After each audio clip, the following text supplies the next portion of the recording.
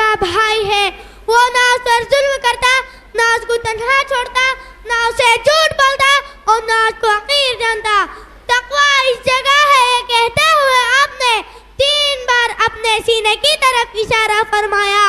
आदमी के बुरा होने के लिए इतनी बात काफी है कि वह अपने मुसलमान भाई को अपने से कमतर जाने। हर मुसलमान पर दूसरे मुसलमान का खून, उसका माल और उसकी इज्जत और आबरू हराम है। यह हदीस मुस्लिम में मौजूद है।